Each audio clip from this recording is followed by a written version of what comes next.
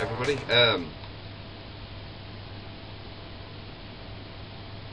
Not having much luck shooting things at the moment. It's my second attempt at this. So to get into it, I'm back now with the fire cured Burley from Kentucky. This tobacco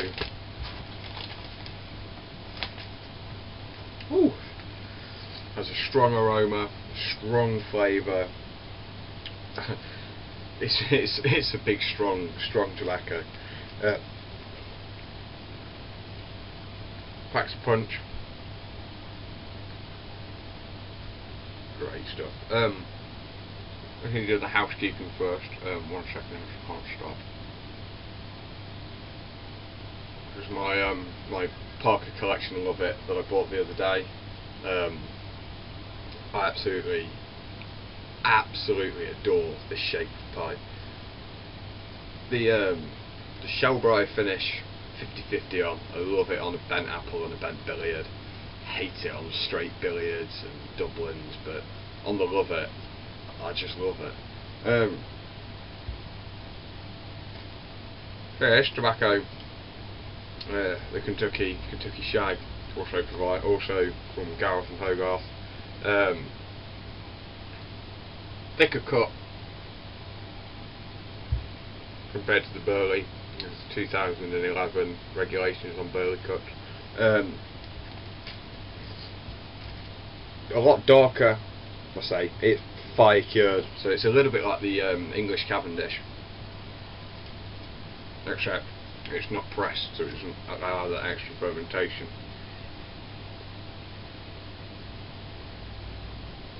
But it smokes, Jesus Christ, it smokes good. Still got that lingering chocolatey sort of taste, but with the added smoke it gives it a bit more sweetness. The tobacco is exceedingly smooth. It's cool. It's got so much flavour, it's unbelievable. It's got a kind of pungent taste to it. It's a lot like it smells, so there's kind of some leathers in there, there's some dirt. Real manly taste. It reminds me of like leather and dirt and slight nutty sort of malty flavours. It's such a wonderful tobacco. It's used in snuff, it's used in cigarettes. The Dutch put this in a lot of rolling tobaccos, things like Samson. That strong, rich aroma you get out of the pouch, that's the Kentucky. And the dark bits of tobacco, again, that's the Kentucky. It's a big component of many of my tobaccos. I use it to give flavour. Doesn't lose its flavour, it keeps its strong stout flavours all the way through. It's in the Bayou blend, I use it in my Nottingham mixture, it's in Yataghan, it's in all sorts of different tobaccos. It's a beautiful tobacco. It's strong.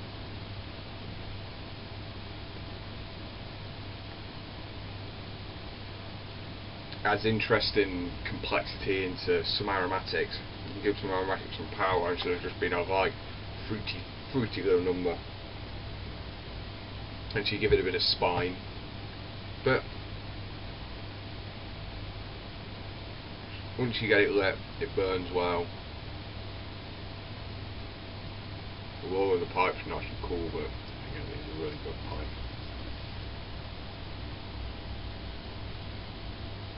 I could smoke this all day long. I've got a bit of a buzz at the moment. My back of my throat's a bit stingy and a bit sore from the nicotine, but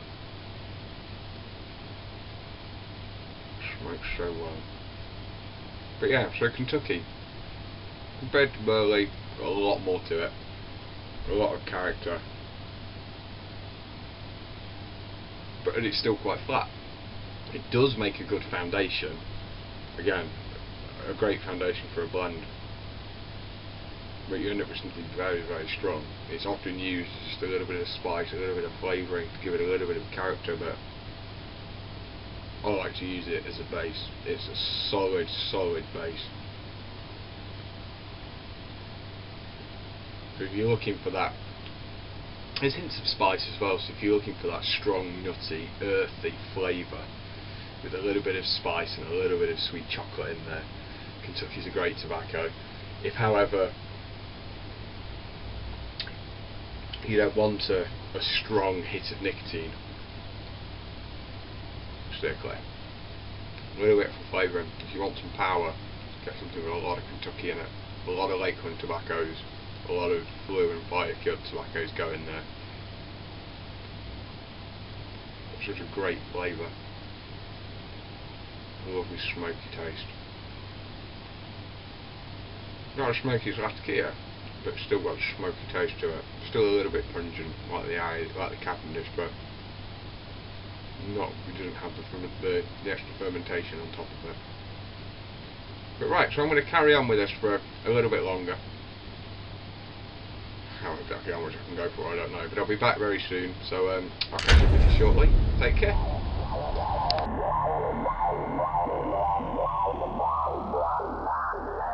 Right, so I'm pretty much at the end of this now. I still am tempted to come back and smoke this in a roll up, but I have to wait a little bit of a while.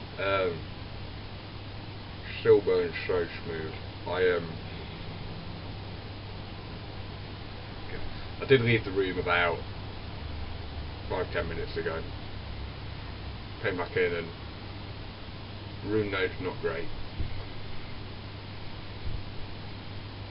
Kind of smells like we've been burning a bit of fire going in here. It's not. It's just this little fire.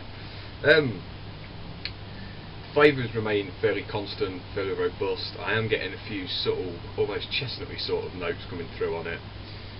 Tastes a lot more char grilled and things now than what it did when I first lit it. No way to be taken as anything like a Latakia sort of, or Latakia.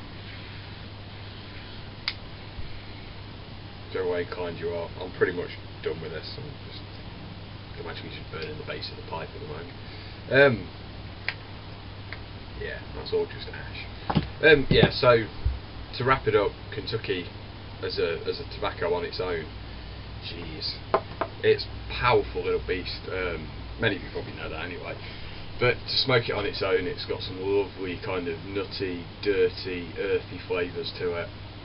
You still get that chocolatey. There is a little bit of a spiciness to it. Almost kind of licoricey. The finish has hints of licorice mixed in with it. There is some kind of sweeter cedars, and I say slightly sweet sort of chestnut flavours on the finish. But as a tobacco, it's great. It keeps its flavours all the way through, stays very, very robust, very, very strong. Like I say, it's such a great tobacco. I use it in so many things. I don't just use it as a flavouring, and there's a little bit of a spice to add a little bit more to a blend. I use it as bases as well. You do end up with strong tobaccos like my Bayou blend. The base of that 50% is Kentucky, so it's 40% Kentucky, 16% Briar. God, it's got some oomph to it. But it's a great base tobacco. People mix it in their roll-ups on all sorts, which I'm going to be brave and come back in a moment and smoke it neat. I'll be back later with my summary. I'm going to do a 50-50 mix. So I'll be back later with summary to summarise and compare the two a little bit closer. And I'll be smoking 50% Burley with 50% Kentucky. So that could be quite interesting. So right, I'm going to drink a little bit more of my Whittard's Irish breakfast tea. It might be 3:45 in the afternoon, but that doesn't really matter. Breakfast tea is good any time of the day. The stronger the better. Permanent nicotine burn at the back of my throat. My face is getting a little bit hot towards the end, so I've got a lot of Lady N coursing away through my veins at the moment. But yeah, so like I say, I'll be back after the break. I'm going to smoke it straight in a roll up, and I will definitely be using the filter again.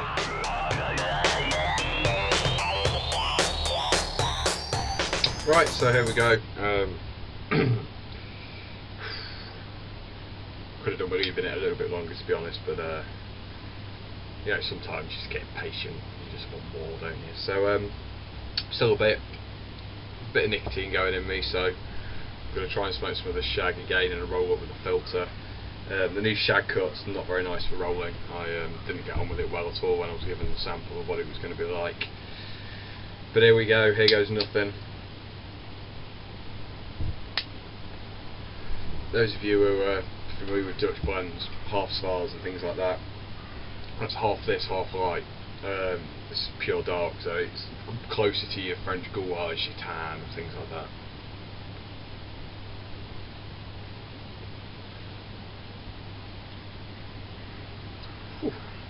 God, it's got a strong taste to it. Again, doesn't have the complexities you get through the pipe. Whew. But you certainly get a hit of nicotine off it. Still leathery and dirty and smoky. It's pleasant in a cigarette actually.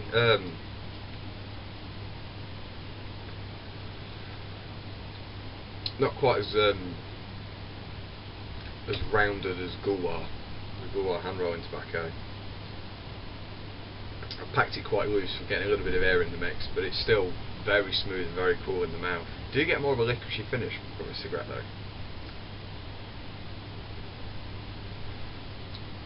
Through licorice cigarette papers, this would be quite an experience, but it's heavy. It is very heavy. I don't think I could smoke this all day. I do use Kentucky in my rolling mixtures when I make them. Just small amounts of it, just a little handful here and there. I usually use it alongside some of Robert McConnell's kind of coarse cut Turkish. The two go well together. The Kentucky still has that kind of sour, creamy sort of. I guess that's the pungency taste really. It is a little bit sour, like Turkish, like an Oriental sort of thing, but in a roll-up, it's definitely got some strength to it. If you get sick of somebody cadging fags off you at work, I have to use that phrase. Someone's cadging a fag off you at work, just have a small amount of this in your pocket, offer them this as an alternative, they won't ask you again. But